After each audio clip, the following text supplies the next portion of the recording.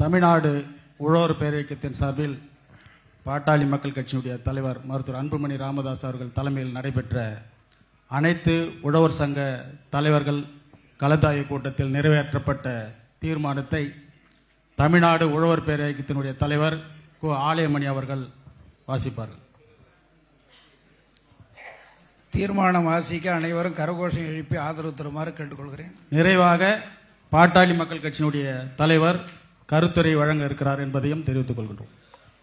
தீர்மானம் 1, கூட்டுறவு பயிர்க்கடன்களை முழுமையாக தள்ளுபடி செய்ய வேண்டும்.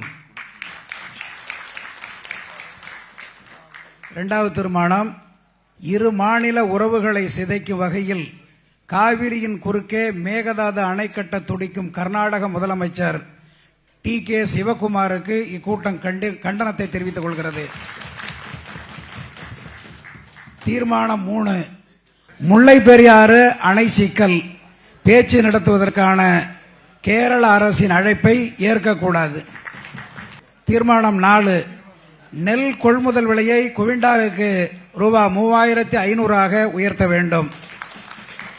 தீர்மானம் 5, நெல் கொள்முதல் கட்டமைப்புகளை மேம்படுத்த வேண்டும்.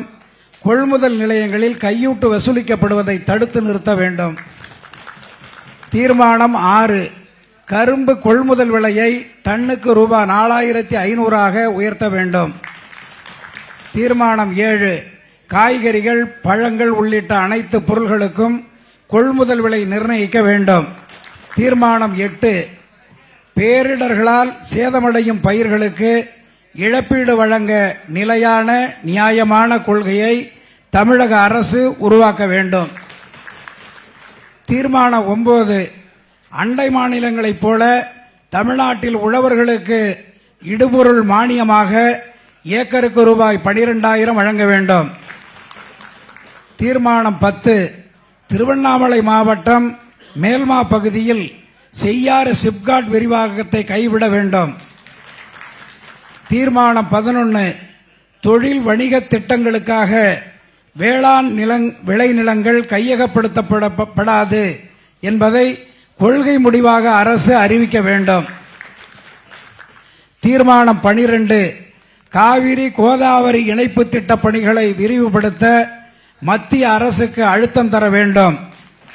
தீர்மானம் 13, காவிரி குண்டாறு இணைப்பு திட்டத்திற்கு கூடுதல் நிதி ஒதுக்கி பணிகளை விரைவுபடுத்த வேண்டும். தீர்மானம் 14, தமிழ்நாட்டில் நீண்ட காலமாக கிடப்பில் போடப்பட்டுள்ள நீர்ப்பாசன திட்டங்களை விரைந்து செயல்படுத்த வேண்டும். ஆண்டுக்கு ரூபாய் 25,000 கோடி ஒதுக்க வேண்டும். தீர்மானம் 15, தருமபுரி காவிரி உபர்நீர் திட்டத்தை நிதிநிலை அறிக்கையில் அறிவித்து நிதி ஒதுக்க வேண்டும்.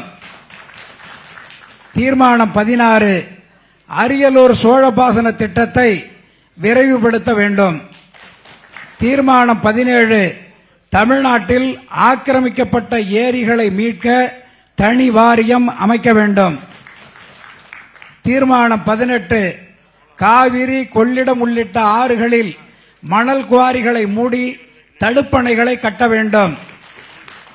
தீர்மானம் 19, பாலாற்றின் குறுக்கே குறைந்தது 25 இடங்களில் தடுப்பணைகளை கட்ட வேண்டும்.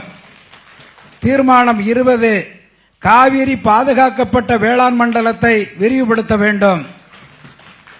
தீர்மானம் 21, மேகதாது அணை கட்டும் கர்நாடகத்தின் சதி திட்டத்தை முறியடிக்க வலியுறுத்தி பிலிகுண்டுலு முதல் பூம்புகார் வரை மருத்துவர் அன்புமணி ராமதாஸ் தலைமையில் 3 நாட்கள் விழிப்புணர்வு பரப்புரை பயணம் நடத்த முடிவெடுக்கப்பட்டுள்ளது.